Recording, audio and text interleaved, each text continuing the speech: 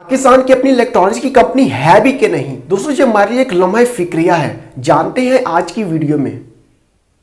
अस्सलाम वालेकुम दोस्तों, मेरा नाम है अहमद अली। AMB प्लेटफॉर्म से मैं पाकिस्तानी प्रोडक्ट्स और पाकिस्तानी अचीवमेंट्स की इंफॉर्मेशन लेके आता रहता हूँ। दोस्तों नहायत अफसोस के साथ कहना पड़ा है कि जब मैंने पहले पाकिस्तानी पेट्रोलियम कंपनीज और पाकिस्तानी मोटर बाइक कंपनीज की इंफॉर्मेशन बताई थी आपको, तब भी मुझे इतना दुख नहीं हुआ था, बल्कि सर फर से बुलंद हुआ था, क्योंकि इन दो चीज़ों में पाकिस्तान ने बहुत ज़्यादा बूस्ट लाया है, बहुत ज़्यादा काम किया है। और अगर आप उनके बारे में भी मालूमात हासिल करना चाहते हैं तो आपको स्क्रीन पे जो दो टाइटल दिए हुए हैं, आप उन टाइटल को सर्च करके वो वीडियोस देख सकते हैं। दोस्तों लेकिन इलेक्ट्रॉनिक्स की कंपनीज की अगर बात करें तो इसकी सूरत हाल इन दोनों कंपनी से बिल्कुल उल्ट है। जानते हैं इलेक्ट्रॉनिक्स कंपनीज की मालूमात को वन बाय वन।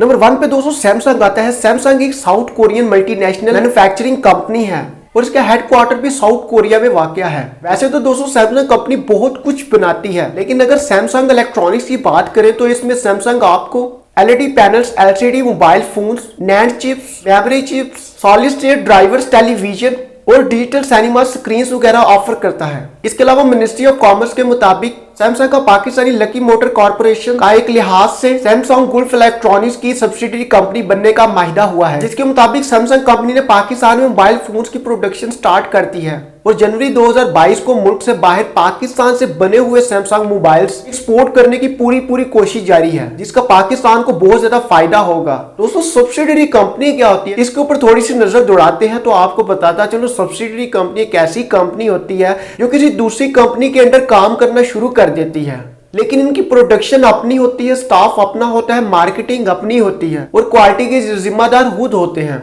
लेकिन अपने ऊपर से कंपनी को शेयर कुछ देते हैं और उनसे कुछ फाइनेंशियल स्टेप्स के अहकामात लेते हैं। लेकिन ऐसी बात नहीं कि सारा का सारा प्रॉफिट पेरेंट कंपनी को हो जाता है, बल्कि इनका अपना एक कंपनी के लिहाज से प्रॉफिट होता है। लेकिन फिर भी अगर आपको सब्सिडरी कंपनी और पेरेंट कंपनी में फर्क नहीं समझ आ रहा, अब सब्सिडरी वर्सेस पेरेंट कंपनियां भी पाकिस्तान लिख कर सर्च करेंगे तो आपको वो वीडियो मिल जाएगी, जो आप आई के बटन पे देख सकते हैं। नंबर 2 पे दोस्तों हायर कंपनी आती है, जो एक चाइनीज मल्टीनेशनल कंपनी है। हायर दोस्तों आपको air conditioners, automatic washing inverter freezer, regular freezer, kitchen appliances, LED, microwave, refrigerators और वाटर डिस्पेंसर मुहैया करती है। हायर पाकिस्तान की बात करें तो दोस्तों ये पाकिस्तानी कंपनी है और 32% शेयर के साथ ये चाइनीज मल्टीनेशनल कंपनी की एक सब्सिडरी कंपनी है। आप यूं कह सकते हैं कि 32% पाकिस्तानी कंपनी अपना होल्ड रखती है और पाकिस्तानी हायर कंपनी दोस्तों 2000 में बनी थी। नंबर 3 पे जो दोस्तों कंपनी आती है उसके बारे में सुनकर मुझे बहुत ज्यादा खुशी महसूस हुई, लेकिन यहाँ पे बहुत से स्टेप्स आपको समझने पड़ेंगे वरना आप कंफ्यूज ही होते रहेंगे। दोस्तों जो तीसरी बड़ी कंपनी है उसका नाम है डॉलन्स। ये 1980 में बनी थी और इसकी दो साइट्स हैं, एक कराची और दूसरी हैदराबाद में। यहाँ पर 3000 वर्कर्स काम करते हैं। इसमें बताता चलूं कि ये पहले मुकम्मल तौर पे पाकिस्तान की थी, लेकिन इनके मालिक ने इनको एक सब्सिडी कंपनी के लिहाज से एक तुर्की की जानी मानी कंपनी आर्किली कंपनी को दी थी। उसमें यहाँ समझना जरूरी है पहले नंबर पे कि इनके ज्यादातर अभी भी शेयर पाकिस्तान के बशीर दाऊद के पास है, जो कि दाऊद ग्रुप के हुसैन दाऊद के ब्रदर इन लॉ है, जो कि हपको, एंग्रू और दाऊद हरकोलिस में मेजर शेयर्स ये रखते हैं। दोस्तों पहले इस कंपनी की खरीद भी कम थी और अब इस कंपनी की खरीद बहुत ज्यादा हो गई है, क्योंकि आर्किली कंपनी एक पेरेंट कंपनी है और वो इसमें फाइनेंशियल जो स्टेप्स होते हैं वो लेती है और जो मजीद एडवांस टेक्नोलॉजी की जरूरत होती है वो भी इनको प्रोवाइड करती है। जबकि बशीर दाऊद जोन से हैं वो पाकिस्तान में प्रोडक्शन करते हैं, इनका अपना स्टाफ होता है और मार्केटिंग भी ये खुद ही करते हैं। पहले से इनकी बहुत ज्यादा सेलिंग बढ़ने की वजह से पाकिस्तान को बहुत ज्यादा फायदा है। इसकी मिसाल आप यूं ले सकते हैं कि पहले इसकी जो सी प्रोडक्ट्स है 500 सेल होती थी और अब इसकी प्रोडक्ट्स 5000 सेल होती हैं। तो अगर हम 50-50 भी करें या 40-60 भी करें तो पाकिस्तान का बहुत ज्यादा फायदा है। निस्बत इसके कि हम दूसरी एडवांस कंपनी के मुकम्मल तौर पे बाहर प्रोडक्ट्स बनाती हैं उनकी अशिया खरीदें। दोस्तों यही वो इन्वेस्टमेंट है जो अक्सर हुकूमत कहा करती है कि वो मुल्क के अंदर इन्वेस्टमेंट लेकर आ रही है, यानी कि जो हमारी कंपनीज जिनकी टेक्नोलॉजी बहुत ज्यादा नीचे है, जो ऊपर बूस्ट नहीं कर पा रही है और बाकी कंपनी जो बिल्कुल बाहर सामान बनवाती है उनका हम इंपोर्ट करते हैं, उनसे मुकाबला करने के लिए हम अपनी कंपनीज को किसी और कंपनी के अंडर ले आते हैं ताकि हमारी टेक्नोलॉजी जो है वो एडवांस हो जाए, लेकिन प्रोडक्शन हम खुद करें, मार्केटिंग हम खुद करें, काम हम खुद करें। जो फाइनेंशियल स्टेप्स है और टेक्नोलॉजी है वो कोई पेरेंट कंपनी कर ले तो फिर हम अपने कुछ शेयर्स दे देते हैं और उनसे हम अपना अच्छा खासा मुनाफा ले लेते हैं। इसी तरह अगर हमारी टेक्नोलॉजी बूस्ट होती रही तो इन्हीं कंपनी में से अगर कोई बंदा इस एडवांस टेक्नोलॉजी के मुताबिक अपनी नई कंपनी खोले तो वो भी अपने पाकिस्तान को ही फायदा है। तो दोस्तों आई होप आपको इन्वेस्टमेंट का फायदा पता चल गया होगा। दोस्तों अर्कीली कंपनी के ऐलान के मुताबिक डॉलर इस साल 258 मिलियन यूएस डॉलर तक हासिल करने जा रही है। नंबर 4 पे दोस्तों पेल कंपनी आती है।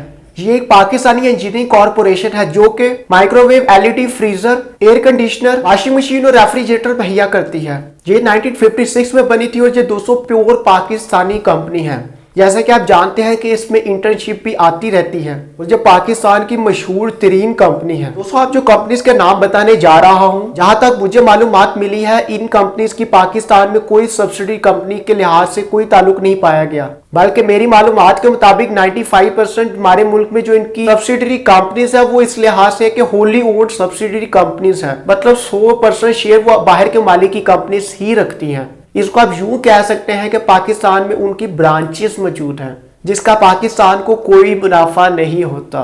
लेकिन पाकिस्तान में जो इन कंपनीज की ब्रांचेस हैं उनके नाम के साथ पाकिस्तान जोड़ा गया है। तो अक्सर बेशर इस तरह होता है कि पाकिस्तान की कोई कंपनी किसी दूसरी कंपनी के साथ सब्सिडी के लिहाज से जब जुड़ती है तो पाकिस्तान का नाम भी साथ लिख दिया जाता है। तो 5% जो चांसेस है, अगर कोई बीबीए का या कोई इस बिजनेस से ताल्लुक रखता है तो अपनी राय से मुझे लाजमी आगाह कीजिएगा। तो नाम देख लेते हैं इनके। नंबर 1 पे जो आपको कंपनी देखने को मिलती है वो है एलजी। एलजी इलेक्ट्रॉनिक्स एक साउथ कोरियन मल्टीनेशनल कंपनी है। एलजी इलेक्ट्रॉनिक्स आपको television, refrigerators, washers, dryers, dish washers, laptops, mobiles, air conditioners वगैरह ऑफर करता है और इसकी जो पाकिस्तान में ब्रांच है वो है एलजी इलेक्ट्रॉनिक्स पाकिस्तान के नाम से। नंबर 2 पे दोस्तों फिलिप्स कंपनी आती है। ये एक मल्टीनेशनल कंपनी है जिसका हेडक्वार्टर आपको नेदरलैंड, जी हाँ दोस्तों, हॉलैंड में देखने को मिलता है, जो कि 1891 में बनी थी और पाकिस्तान में ये 1948 से अपना सामान एक्सपोर्ट कर रहा है। जी हाँ दोस्तों, देखेंगे पाकिस्तान 1948 से इनकी प्रोडक्ट्स इस्तेमाल कर रहा है। फिलिप्स दोस्तों आपको lighting products, kitchen appliances, smart TV, health care products और ब्रेड ट्रिमर्स वगैरह ऑफर करता है और इसने पाकिस्तान में ऐलान किया है कि ये जल्द पाकिस्तान में लाइटिंग प्रोडक्ट्स के अलावा बहुत सी प्रोडक्ट्स को सेल करेगा, यानी एक्सपैंड करेगा। दोस्तों पाकिस्तान में बाहर के मालिक की ऐसी कंपनीज की बात करते हैं जिनकी पाकिस्तान में कोई सब्सिडरी कंपनी नहीं, बल्कि इनकी पाकिस्तान में ब्रांचेस मौजूद हैं। मेरी मालूमात के मुताबिक ये 100% शेयर बाहर के मालिक की कंपनी खुद रखती हैं। नंबर 1 पे वेयरपूल आता है जो कि एक अमेरिकन मल्टीनेशनल कंपनी है। नंबर 2 पे कैनवुड कंपनी आती है जो कि एक जापान की कंपनी है। नंबर 3 पे दोस्तों तोशिबा कंपनी आती है जो कि एक जापानीज मल्टीनेशनल कंपनी है। नंबर 4 पे दोस्तों ग्री इलेक्ट्रिक कंपनी आती है, ये भी एक चाइनीज कंपनी है। नंबर 5 पे दोस्तों ओरिएंट इलेक्ट्रिक कंपनी आती है, ये एक इंडिया की कंपनी है। जी हाँ दोस्तों, ये एक इंडिया की कंपनी है।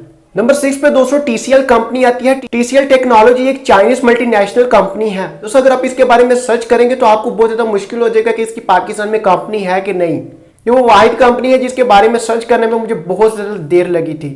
नंबर 7 पे दोस्तों सोनी कंपनी आती है। ये 1946 में बनी थी, लेकिन लोगों को सोनी टीवी या सोनी चैनल का सुनकर अमूमन लगता है कि ये एक इंडिया की कंपनी होगी, लेकिन दोस्तों यहाँ पे मैं सोनी इलेक्ट्रॉनिक्स कंपनी की बात कर रहा हूँ। ये एक चाइनीज मल्टीनेशनल कंपनी है।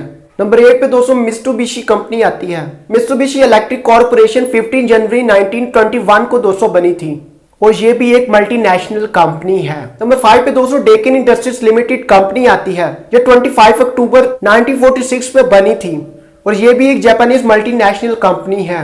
दोस्तों अब आपको समझ आई कि पाकिस्तान इलेक्ट्रॉनिक्स की फील्ड में कितना ज्यादा पीछे है। दोस्तों जब पाकिस्तानी बिजनेसमैन के लिए एक सुनहरी मौका है कि वो इलेक्ट्रॉनिक्स फील्ड में अपनी इन्वेस्टमेंट करें। दोस्तों जो टॉप 15 कंपनीज है, मतलब कि जो सारी की सारी ब्रांड्स टॉप 15 में आती हैं, मतलब बहुत अच्छी कंपनीज है। लेकिन चूंकि जब पाकिस्तान की ज्यादातर नहीं है तो हमें इसके बारे में सोचना चाहिए। तो मिलते हैं दोस्तों अपनी नेक्स्ट वीडियो में, तब तक के लिए मुझे अपनी दुआओं में याद रखिएगा। अल्लाह हाफिज।